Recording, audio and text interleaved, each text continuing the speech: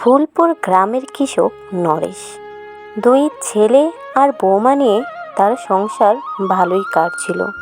কিন্তু তার তো বয়স হয়েছে, ছেলেরা এখনো সংসারের হাল ধরে না, তাই বুড়ো বয়সে এখনো মাঠের কাজ নরেশকেই করতে হয়। তবে ছেলে আর ছেলের বউদের চিন্তা কবে বাবা সম্পত্তি ভাগ করে দিবে। বলি, ওই রতন আর সুজন, যাবি নিয়ে একটু চল মাঠে, আজ একটু চল না বাবা। না না বাবা, আমরা ওই মাঠের কাজ বাজ করতে পারবো না, তোমার ওই কাজ তুমিই করো।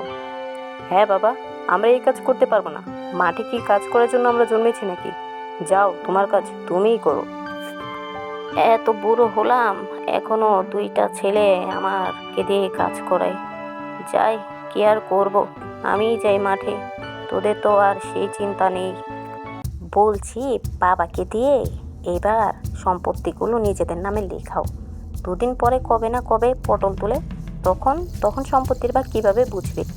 হ্যাঁ হ্যাঁ, ঠিকই বলেছ। বাবা আজকে বাড়িতে এলে বাবাকে বলবো সম্পত্তি আমাদেরকে বুঝিয়ে দিতে।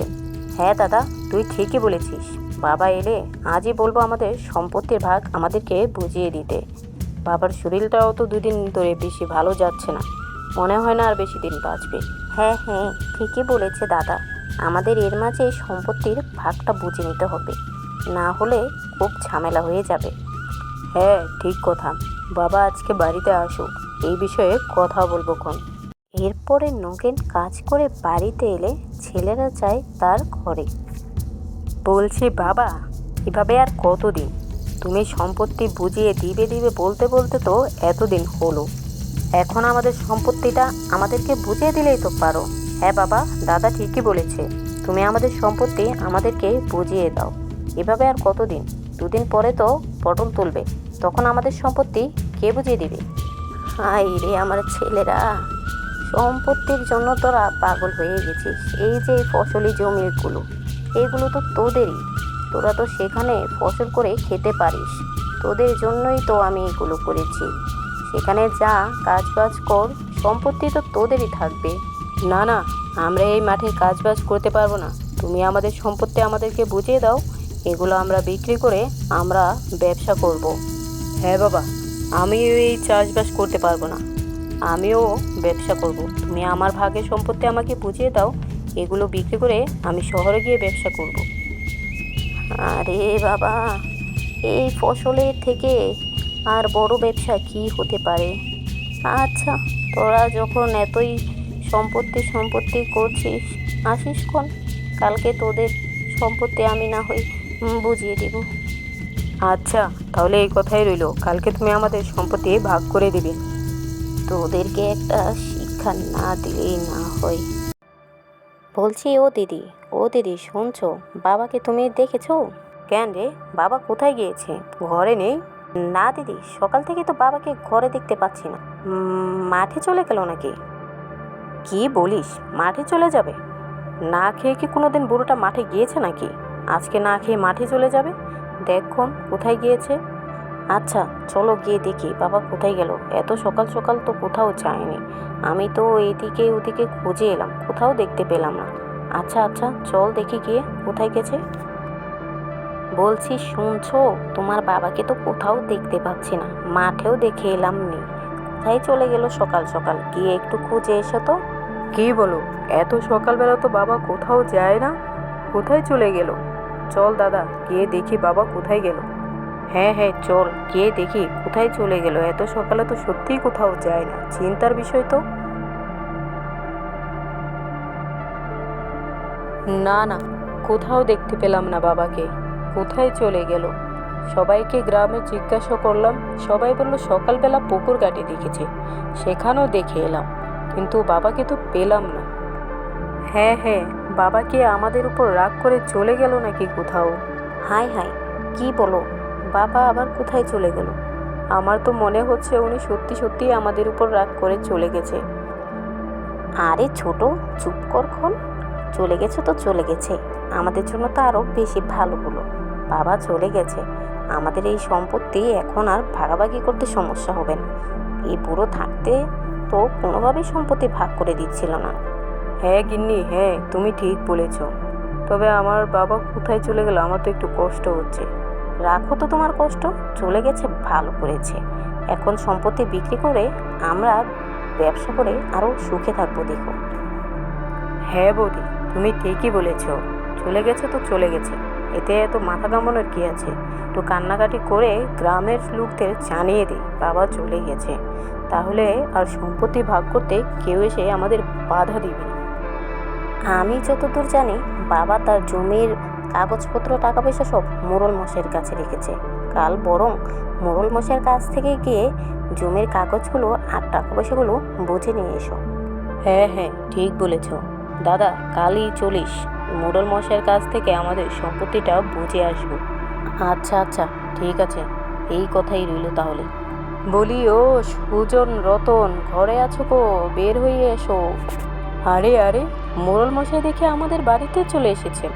আমরা দুই ভাই আজকে আপনার বাড়িতে যেতাম। কেন কেন, তোমরা আমার বাড়িতে যেতে কেন? বাবা তো চলে গেছে, কিন্তু আমাদের সম্পত্তি, জমি জমার সব কাগজ তো আপনার কাছে, তাই আপনার কাছ থেকে সম্পত্তির ভাগটা একটু বুঝে আসতাম। ইস, দুই ভাই এসেছে সম্পত্তি বুঝতে। তোমার বাবা চলে গেছে সেই খবরটা শুনেই তো তোমাদের কাছে এলাম আমি। মানে, বুঝলাম না আপনার কথাটা মোড়ল মশাই। তোমার বাবা আমার কাছ থেকে নগদ 1 লক্ষ টাকা ঋণ করেছে, সাথে জমি টমি যা আছে সব আমার কাছে বন্ধক রেখে টাকা নিয়েছে। তাই আমি তোমাদের কাছ থেকে টাকা নিতে এসেছি, টাকা। কী বলেন মোড়ল মশাই, বাবা আপনার কাছ থেকে এত টাকা ধার নিয়েছে, তারপর আবার জমিও বন্ধক রেখেছে? কিন্তু তাহলে আমাদের এখন কি হবে? আমাদের দুই ভাইয়ের কাছে তো কোনো টাকা পয়সা নেই, আমরা কোথা থেকে আপনাকে টাকা দেব?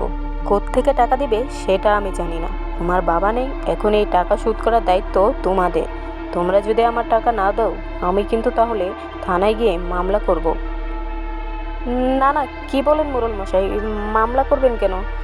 আমরা কোথা থেকে টাকা দিব বলুন? আমাদের তো কিছুই নেই।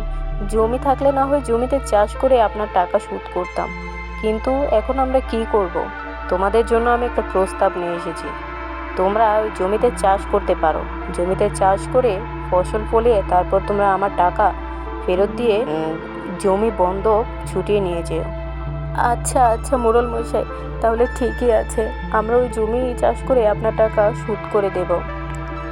আচ্ছা ঠিক আছে, আমি তাহলে আসি। হায় হায় দাদা, এ কি আমাদের সর্বনাশ হলো! আমরা তো ভেবেছি এই সম্পত্তি পাবো, এখন তো বাবা দেখি আমাদের উপর এই সব চাপিয়ে চলে গিয়েছে। হ্যাঁ ঠিকই বলেছিস, বাবা এই জন্যই চলে গিয়েছে। এখন আমরা কি করব?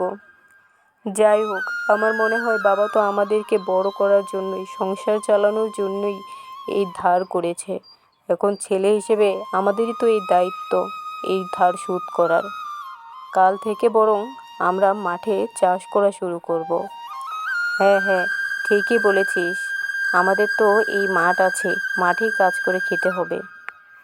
এরপরে দুই ভাই মাঠে কাজ করতে লাগে দিনরাত, আর তাদের জমিতে খুব ভালো ফসলও ফলে। দেখো দেখো গিন্নি, আমাদের জমিতে কত ফসল হয়েছে। হ্যাঁ হ্যাঁ ঠিকই বলেছ, বাবার আশীর্বাদেই আমাদের জমিতে এত ফসল হয়েছে। আমরা কতই না কষ্ট দিয়েছি বাবাকে, কিন্তু এখন বাবার কাছে আমাদের কৃতজ্ঞতা প্রকাশ করতেই হয়। হ্যাঁ ঠিকই বলেছ, আমরা বাবার সাথে অনেক অন্যায় করেছি। চলো, আমরা এই ফসল বিক্রি করে অনেক টাকা পাবো, তখন আমাদের দেনাও শোধ হয়ে যাবে আর আমরা সুখেও থাকতে পারবো। কদিন পরে ফসল বিক্রি করে তারা মোড়ল মশাইয়ের কাছে যায়। মোড়ল মশাই, মোড়ল মশাই, বেরিয়ে আসুন। হ্যাঁ, কতদিন তো হলো, তোমরা কি আমার টাকা দেওয়ার ব্যবস্থা করেছো? হ্যাঁ মোড়ল মশাই, আমাদের জমিতেও অনেক ফসল ফলেছে, আমরা সেই ফসল বিক্রি করে আপনার ধারের টাকা শোধ করতে এসেছি। আচ্ছা আচ্ছা ঠিক আছে। আচ্ছা মোড়ল মশাই, আমরা তাহলে আসি। আরে দাঁড়াও দাঁড়াও, কোথায় যাচ্ছ? তোমাদের বাবাকে সাথে নিয়ে যাবে না? বাবা, বাবাকে সাথে নিয়ে যাব মানে? আরে হ্যাঁ হ্যাঁ, তোমার বাবা আমার কাছেই আছে। তোমাদেরকে কাজের মূল্য বোঝানোর জন্যই আমি তোমার বাবাকে এমনটা করতে বলেছিলাম। যাও যাও, তোমার বাবাকে নিয়ে যাও। বাবা, বাবা তুমি বাবা, আমাদেরকে ক্ষমা করে দাও। আমরা তোমার সাথে এতদিন কাজ করিনি। আমরা কাজের মূল্য বুঝতে পেরেছি বাবা। তোদেরকে আমি কাজের মূল্য বোঝাতেই এমনটা করেছি। তোরা আমাকে ক্ষমা করে দিস। না বাবা, এমনটা বলো না। তোমার জন্যই আমরা আজকে আমাদের ভুলটা বুঝতে পারলাম। বন্ধুরা, গল্পটি ভালো লাগলে লাইক করে চ্যানেলটি সাবস্ক্রাইব করে দিও।